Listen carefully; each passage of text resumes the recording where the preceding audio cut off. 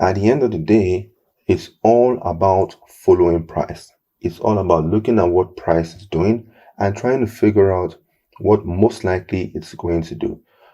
This is the Ethereum, and we're going to be looking at it because it seems to be losing some steam, right? Great. My name is Tolu of CSAFOREX, and of course, we are talking about how to make money from the market. Yes. Now, we all know that obviously for a while now that this has been very on the bullish side. This is the weekly time frame on Ethereum. As this has been bullish, obviously you would like to be a buyer. But honestly, at times I like to go the other way based on the fact that some levels need to be tested. But when going the other way, you also have to be smart about it because you wouldn't want to be fighting the size of this candle or the size of this candle. You can see that this present weekly candle is showing that the buyers seem to be struggling. The buyers are trying to push higher, but then the sellers are coming in. As you can see this now, what we now need to do is to find out, okay, great. So it seems that the sellers are coming in. What can we now do? Now let's drop to a lower time frame. Of course, the lower you drop, the clearer it should get. Now let's look at the Ethereum on the daily time frame. Looking at it on the daily time frame, yes, quite all right. We can still see the bullish move. We can still see the up move that we have over here. But notwithstanding, now we can clearly see some areas that obviously have acted as support and resistance in the past. This was resistance, then it came back and it acted as support. Then this was resistance. This resistance came back and acted as support as well. And then we had resistance, but it never came back here to act as support. So that means that this is an area of untested, and then we should have a lot of buyers waiting here. Also, we have another area is not as strong as these other ones, but we have another area here that should act as support. So basically, you might want to see, okay, let price come back here, and then you look for longs as well. This is what you might probably like to see in this market. But then I want to give you another scenario. Do you play chess? If you play chess, then you know that before you move your piece, you need to find out, through your own analysis, find out what your opponent is going to do. You might probably even play up to about 2, 3, 4 moves in your head. So this is what a buyer should be thinking of, because you want to follow the trend and then you want to look at the areas of support to jump in.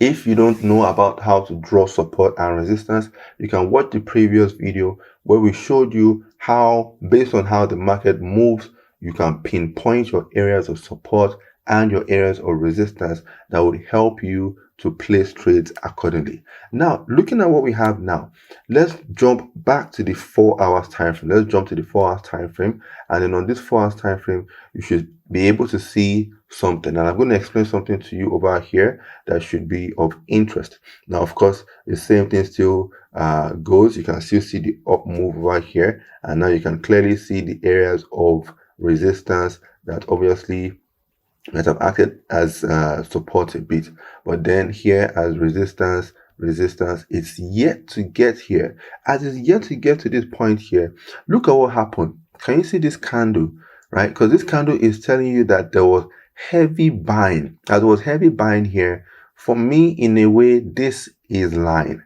This candle obviously is line. If you know this candle, it's known as a hammer. As a hammer, also known as a pin bar, it's telling you that, hey, it's line, and then it's supposed to push higher. But I think there is a form of double lie here. Double lie in the sense that, from what I have here, if this should drop back to test this place, right? This is what I would like to see.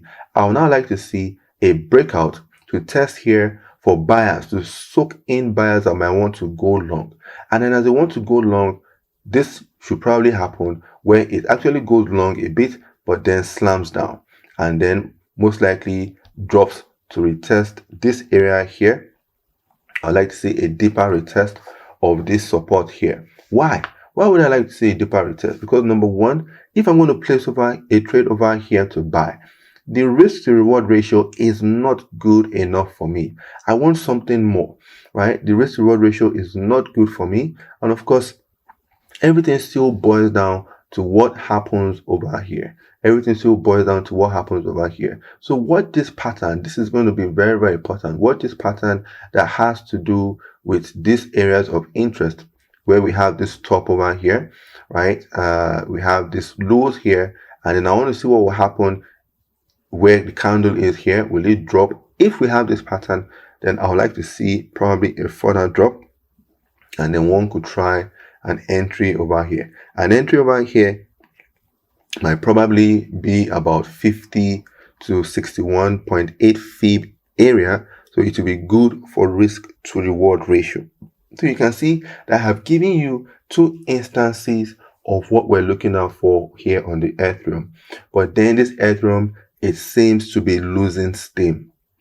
It seems to be losing steam. You need to look very well, look at your charts very well, and the more you look, the more you start to see. That means that you must study, and study some more. As you are studying your charts, you start to see some things that others are not seeing, or maybe start to see some things but not everybody is seeing. And then when you see these things, you will you should be able to take advantage at the end of the day.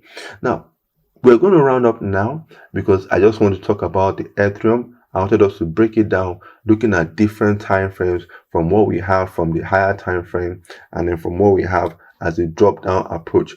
This was the weekly time frame, and you can see looking like a spinning top kind of candle or doji kind of candle for now. And of course, the week is still young. Today is 11th of May, Tuesday. We still have after today, we still have 3 more days for the candle to close.